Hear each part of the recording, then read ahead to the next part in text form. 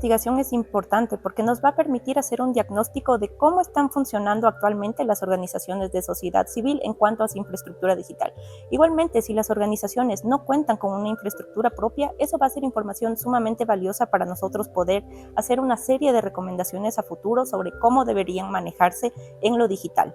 Como ya se dijo, se va a realizar un informe en el cual se van a mostrar los hallazgos de esta investigación, pero el siguiente objetivo es poder elaborar una serie de recomendaciones que estén adaptadas a los hallazgos que conseguimos en la investigación. Es decir, para que estas recomendaciones no estén fuera del lugar, que no estén,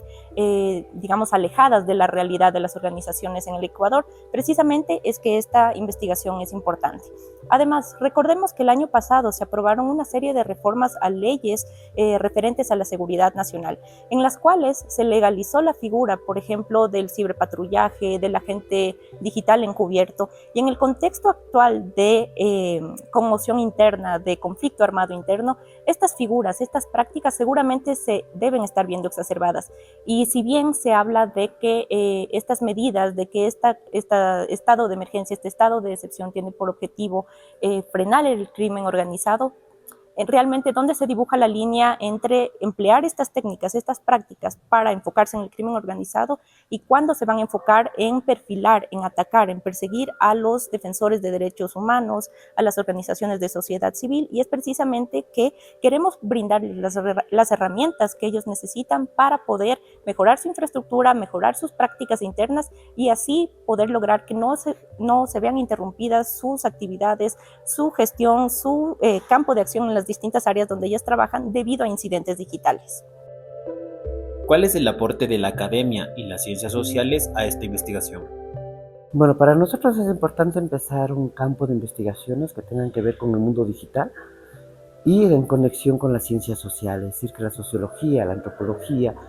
y la historia den herramientas que nos permitan comprender cuál es la dinámica de la praxis tecnológica contemporánea y cómo afecta nuestra vida cotidiana, cómo afecta nuestros vínculos, cómo afecta nuestros afectos de modo constante. Y eso iría acompañado con una reflexión filosófica sobre el problema de la técnica y el mundo digital y el cybermundo contemporáneo. ¿Nos cuentan cuál es el marco conceptual de esta investigación? Bueno, el marco conceptual es un proceso también de construcción, ¿no? Pero creo que lo básico acá sería como pensar nuevamente el concepto de lo digital, ya no solo como una forma, si se quiere, de entretenimiento, sino más bien como un concepto vinculado a las dinámicas, digamos, de los nuevos poderes aparecidos. Y también pensar también, digamos, qué lo diferencia de lo virtual, por ejemplo, ¿cierto? Entonces, creo que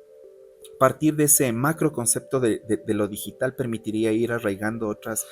conceptos, digamos, de la ciencia política, de la filosofía política, de la filosofía de la ciencia, que son como angulares para esto. Entonces, un proceso que estamos en construcción y que debemos delimitarlo ahora con mayor precisión para caracterizar de la mejor forma lo que está sucediendo con respecto a la privacidad digital. Sí, en esa línea, insistiendo en que es un trabajo que todavía está en construcción, que para terminar la reforma necesitaremos ya los datos concretos recabados de las organizaciones, pero creo que hay dos marcos fundamentales en los que la investigación se centrará. Creo que uno parte de cierta línea abierta por el filósofo Gilles Deleuze, cuando dice que la sociedad en las que vivimos ya no son sociedades en las que el poder se despliegue de modo disciplinario, como había diagnosticado el filósofo francés Michel Foucault, sino lo que llamaba sociedades de control, en las que el poder, la vigilancia, se despliegan a través de tecnologías que hacen que el control, el poder y la vigilancia ya no sean directamente coercitivos, o que tengan un efecto directo en términos de violencia sobre el cuerpo, sino más bien de la sensación de monitoreo, de rastreo, de vigilancia permanente a través del audiovisual, de lo digital y ahora de lo algorítmico. Y lo segundo, en la línea de lo que decía Cristian también, lo que se llama la sociología y la filosofía política del mundo digital, la filosofía y la teoría, la teoría política de la inteligencia artificial, que nos plantean una serie de conceptos para pensar lo que implica la libertad, la equidad, la democracia, ahí donde cada vez más estamos siendo vistos por estados y por corporaciones como un conjunto de datos que pueden venderse, que pueden convertirse en mercancías y a través de los cuales nuestra información está disponible para el control y la vigilancia de actores públicos y privados. Y creo que por ahí va lo fundamental del marco teórico en el que habrá que leer la investigación que estamos haciendo. Recogiendo también todo lo que han dicho los profesores, yo creo que el primer desafío epistemológico que nosotros tenemos con respecto a la investigación es desplazarnos de los estudios tradicionales,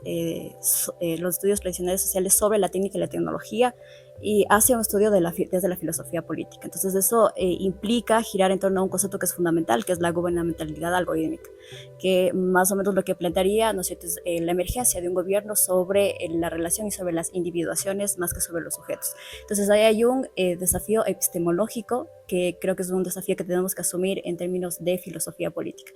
Y por lo pronto creo que lo fundamental y el concepto que yo al menos veo que puede despuntar más es el de gubernamentalidad algorítmica.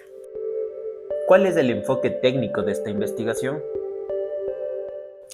Bueno, el enfoque técnica más o menos es entender el conocimiento y la infraestructura actual de sociedad civil aquí en Ecuador. La razón por esta es importante porque la sociedad civil, el propósito de sociedad civil es proteger nuestros derechos, pero primero ellos necesitan poder protegerse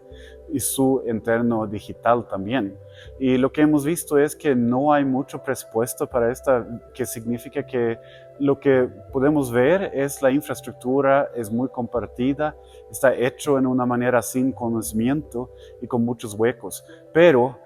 no sabemos qué tan grave es la situación y qué tipo de ayuda necesitan. Primero, necesitamos saber la infraestructura, cómo está manejada la infraestructura para que podamos dar ayuda y recomendaciones. Segundo, ellos también necesitan aprender la diferencia entre sus sistemas actuales y cómo deberían manejarlos para que ellos puedan dedicar recursos para este tema. También hay otras partes, como por ejemplo de redes sociales, cómo están manejando las redes sociales, que también es muy importante, que no significa un cambio en infraestructura, pero un manejo un poquito más maduro en entendimiento, en aprendizaje y prácticas. Entonces, en general, estamos enfocados en infraestructura y conocimiento para poder dar ayuda en estos temas. Yo espero que todas las organizaciones de la sociedad civil, ¿sí?, puedan juntarse al proyecto de investigación que nosotros hemos elaborado junto con el CAS, desde la Facultad de Ciencias Sociales y Humanas, para pensarnos como en el mundo digital contemporáneo, para pensar también formas de resistencia a los poderes globales expresados en el control de la información y en las codificaciones algorítmicas del conocimiento contemporáneo.